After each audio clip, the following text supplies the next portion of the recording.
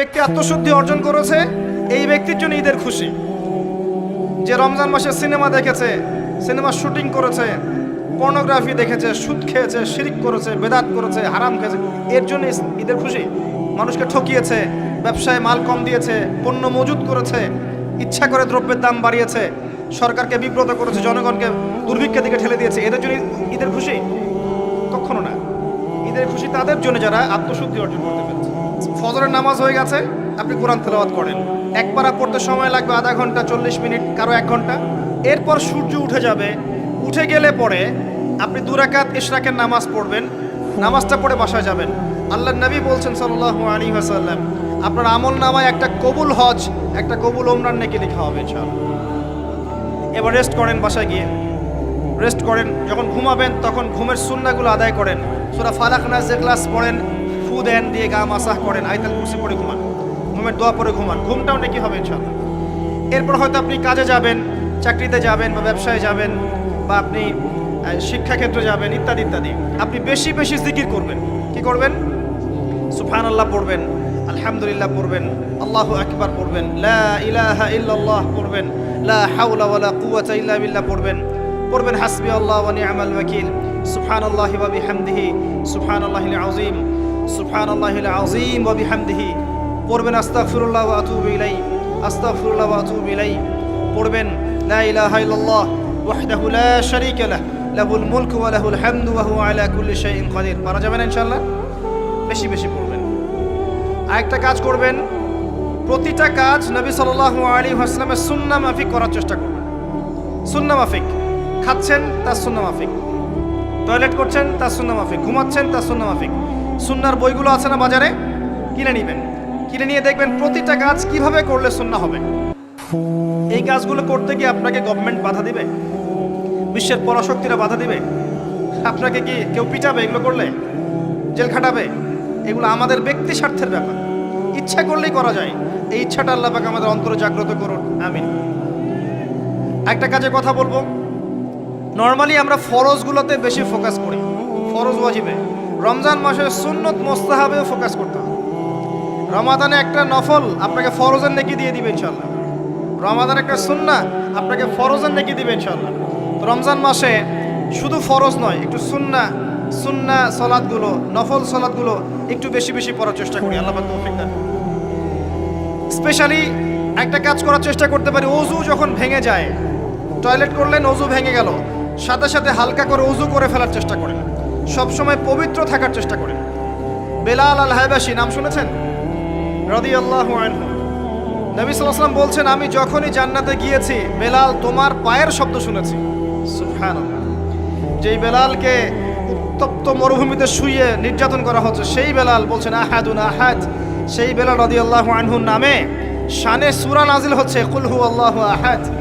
ওই বেলাল রাদিয়াল্লাহু আনহুকে নবী সাল্লাল্লাহু আলাইহি ওয়াসাল্লাম বলছেন, যখনই জান্নাতে যাই তোমার পায়ের আওয়াজ শুনি, তুমি কি এমন আমল করো যার কারণে এই মর্যাদা তোমার? বেলাল রাদিয়াল্লাহু আনহু বলছেন, আমি তো স্পেশাল তেমন কোনো আমল করি না, আপনারা যা করেন আমিও তাই করি, তবে আমার যখনই ওযু ভেঙে যায় আমি ওযু করি, আর আমি ওই ওযু দিয়ে 2 রাকাত নামাজ পড়ি। এটাকে তাহিয়াতুল ওযুর নামাজ বলে। রমজান মাসে করার চেষ্টা করি, আল্লাহ পাক তৌফিক দান করুন। আমরা অনেকে মসজিদে যাই, থাপ করে বসে পড়ি, করি না এই কাজটা? মসজিদে গিয়েছি, থাপ করে আগে বসে পড়ি। মসজিদে গিয়ে 2 রাকাত নামাজ পড়ে বসা সুন্নত। মিনিমাম 2 রাকাত নামাজ পড়ে বসলে আপনি তাহিয়াতুল মসজিদের নেকি অর্জন করলেন, মসজিদের হকটা আদায় করলেন। ওই জায়গা আপনার জন্য সেজদার সাক্ষী থাকলো, কিয়ামতের মাঠে আপনার পক্ষে সাক্ষী দিবেন ইনশাআল্লাহ। এই সুন্নাহগুলো আমরা চর্চা করার চেষ্টা করি, তাহলে এটা ছেড়ে দেন। এটা একমাত্র ভিজিবল সুন্নাত, দৃশ্যমান সুন্নাত, যেটা আপনার সাথে কবরে যাবে।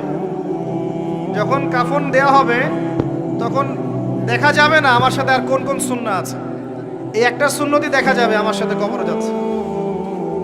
কথা কি বুঝতে পারছেন? আর এটাকে আমরা এখন যত পারি মেয়ে হওয়ার চেষ্টা করছি। নবীজি বলেছিলেন শেষ জামানায় ছেলেরা মেয়েদের পোশাক পরবে আর মেয়েরা ছেলেদের পোশাক পরবে।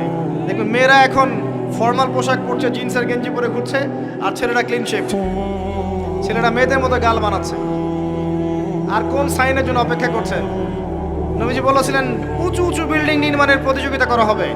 একবার এয়ারে ঢাকার কাছাকাছি আসবেন, এরা তো সফর করেছেন আপনারা অনেকেই, যখন এরা ফ্লাই করে টেক অফ করে বা ল্যান্ড করে তখন ঢাকার কাছাকাছি, তখন উপর থেকে আপনি ঢাকাকে দেখবেন। কেন বলেছি this is the city of Akhiruzzaman? কেন বলেছি?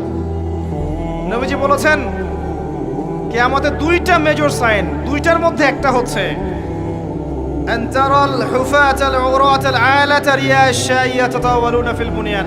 যখন সমাজের দরিদ্র শ্রেণীর মানুষেরা, যাদের পায়ে স্যান্ডেল ছিল না, গায়ে কাপড় ছিল না, এরা উঁচু উঁচু বিল্ডিং নির্মাণের প্রতিযোগিতা করতে থাকবে, ফান্তাজিরিস সাআহ, তখন কিয়ামতের অপেক্ষা করতে থাকবে। আজকে থেকে 100 বছর আগে ছিল এগুলা?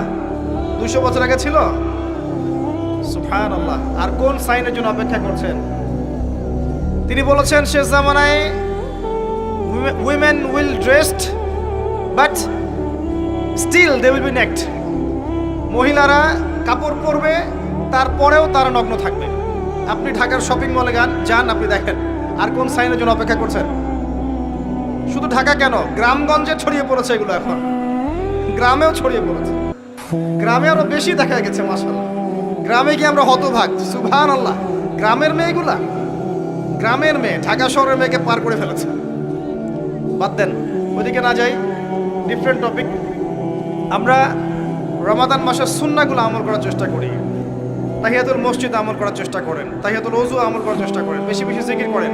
এবার আসেন রমাদানে যাকাত হিসাব করবেন। যাকাত, আপনার যাকাত হিসাব করেন, কত টাকা যাকাত এসেছে। যাকাতের হিসাব জানেন তো?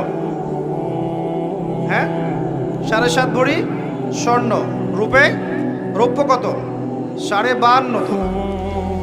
আপনার এই চাষাবাদের ওসর আসে, ব্যবসায়িক পণ্য থাকলে, সঞ্চিত সম্পদ থাকলে সব কিছু হিসাব করে মুফতি সাহেব আছেন, কওমি মাদ্রাসার আলেমদের কাছে যাবেন, যাকাতের ক্যালকুলেশন করে নেবেন যে আমার এত টাকা যাকাত এসেছে। এভাবে যাকাতটা রমজান মাসে দিয়ে দেওয়ার চেষ্টা করেন।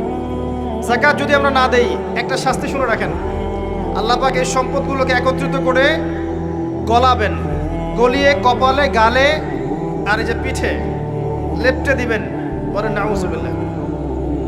এবং এটা একটা সাপের আকৃতি ধারণ করবে, সাপ গলায় পেঁচানো থাকবে, কপালে দংশন করতে থাকবে, বলবে আমি তোমার মাল 7 ভাগ করো, আমি তোমার মাল 7 ভাগ করো। কবর এটা হবে, আমরা চোখে না দেখলেও ওটা সত্য। নবীজি দেখে এসেছে মেরাজের রাতে এগুলা। এরপরে যাকাতের একটা সুবিধা আছে, এটা আমরা বুঝাতে পারি না। যাকাত ইসলামিক ইকোনমিক্সের বেইস। যাকাত ধনীর সম্পদে গরিবের হক। যে গরিবের কাছে টাকা পয়সা নাই, আপনার টাকা ওর হাতে চলে যাবে, ও খেয়ে পরে বাঁচতে পারবে, এটাই যাকাত। বুঝতে পারছি? যাকাতটা না দেন, ও আস্তে আস্তে আস্তে আস্তে আরো দরিদ্র হতে থাকবে। এর উপর আবার সুদ আছে, আবার পেপার মানিও আছে। যাকাতগুলো দিয়ে দেন, আল্লাহর ওয়াস্তে যাকাত দিয়ে দেন। অনেক মুসলিম আছে আমরা নামাজ পড়ি, যাকাত দেই না। অনেক মুসলিম আছে যাকাত দেয় না, নামাজ পড়ে। যাকাত অস্বীকারীদের বিরুদ্ধে আবু বকর সিদ্দিক রাদিয়াল্লাহু আনহু যুদ্ধ করেছিলেন, এজ এ আমির, রাষ্ট্রের পক্ষ থেকে যুদ্ধ করেছিলেন।